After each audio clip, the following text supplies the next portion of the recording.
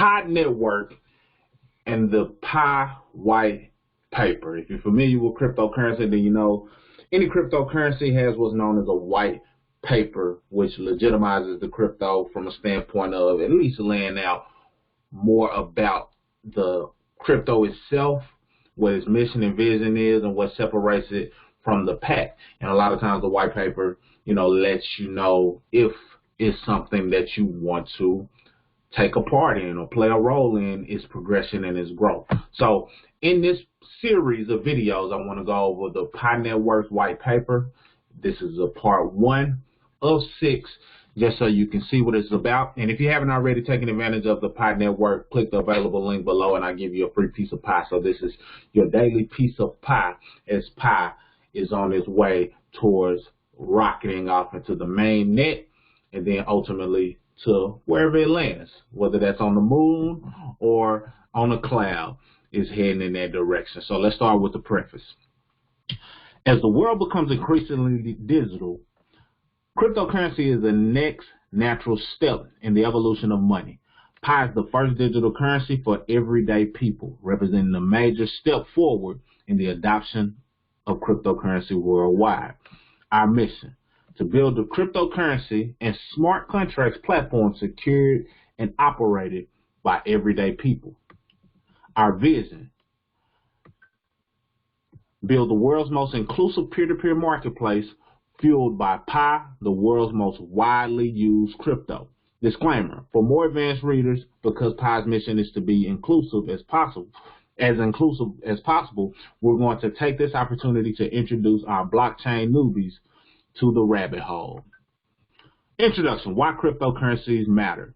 Currently, our everyday financial transactions rely upon a trusted third party to maintain a record of transactions. For example, when you do a bank transaction, the banking system keeps a record and guarantees that the transaction is safe and reliable. Likewise, when Cindy transfers $5 to Steve using PayPal, PayPal maintains a central record of $5 debited from Cindy's account and $5 credited to Steve's.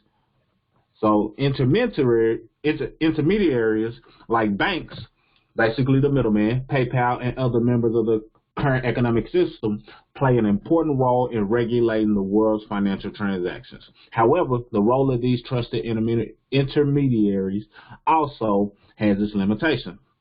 Number 1, unfair value capture. These intermediaries amass billions of dollars in wealth creation. PayPal market cap is $130 billion, but pass virtually nothing onto their consumers, the everyday people on the ground whose money drives a meaningful proportion of the global economy. More and more people are falling behind.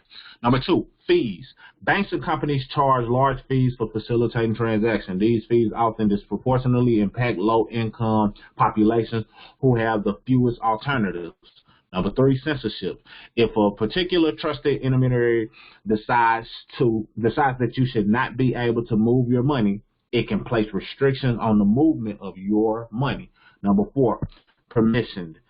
The trusted intermediaries, I'm going to just say middleman from this point forward. The trusted middleman serves as a gatekeeper who can arbitrarily prevent anybody from being part of the network. Pseudonymous. At a time when the issue of privacy is gaining greater urgency, these powerful gatekeepers can accidentally disclose or force you to disclose more financial information about yourself than you may want to. Bitcoin's peer-to-peer electronic cash system, launched in 2009 by an anonymous programmer or group, Satoshi Nakamoto, was a watershed moment for the freedom of money. For the first time in history, people could securely exchange value without requiring a third party or trusted middleman. Paying in Bitcoin meant that people like Steve and Cindy could pay each other directly, bypassing institutional fees, obstructions, and intrusions. Bitcoin was truly a currency without boundaries, powering and connecting a new global economy. Introduction to distributed ledgers. Bitcoin achieved this historical feat by using a distributed record. While the current financial system relies on the traditional central record of truth, the Bitcoin record is maintained by a distributed community of validators who access and update this public ledger. Imagine the Bitcoin protocol as a globally shared Google Sheet that contains a record of transactions validated and maintained by the distributed community. The breakthrough of Bitcoin and general blockchain technology is that even though the record is maintained by a community, the technology enables them to always reach consensus on truthful transactions, ensuring that cheaters cannot record false transactions or overtake the system. This technological advancement allows for the removal of the centralized intermediary middleman without compromising transactional financial security. Benefits of distributed ledgers. In addition to decentralization, Bitcoin or cryptocurrencies in general share a few nice properties that make money smarter and safer. Although different cryptocurrencies may be stronger in some properties and weaker in others based on different implementations of their protocols. Cryptocurrencies are held in cryptographic wallets identified by a publicly accessible address and is secured by a very strong privately held password called the private key. The private key cryptographically signs transactions and is virtually impossible to create fraudulent signatures. This provides security and unseizability.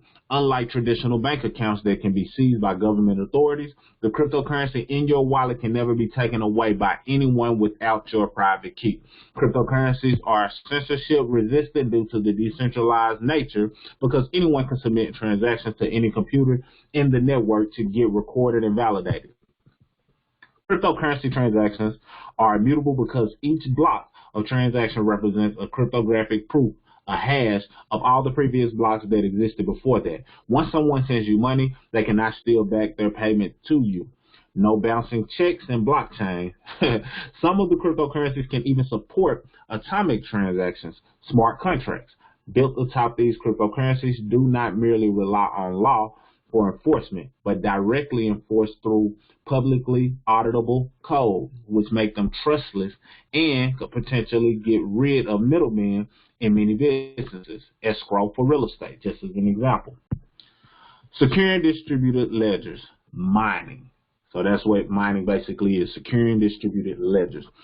One of the challenges maintaining a distributed record of transaction is security, specifically how to have an open and editable ledger while preventing fraudulent activity.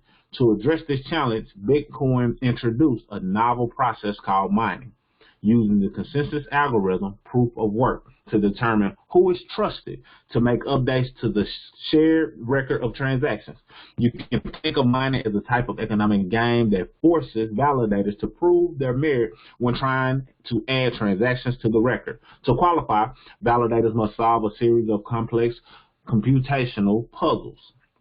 The validator who solves the puzzle first is rewarded by being allowed to post the latest blockchain or transactions. Posting the latest block of transaction allows validators to mine. A block reward currently 12.5 Bitcoin or $40,000 at the time of writing. And right now Bitcoin is currently over 62,000. So now you know where we're heading. This process is very secure, but it demands enormous computing power and energy computation, as users essentially burn money to solve the computational puzzle that earns them more Bitcoin. To burn to reward ratio is so punitive that it is always in the validator's self-interest to post honest transactions to the Bitcoin record. So I'm going to stop there. In part 2, we'll pick up on the problem, cryptocurrencies, as well as the solution. Mr. Smith, .5 of Mr. and Mrs. Smith, signing out. Click to watch the next video.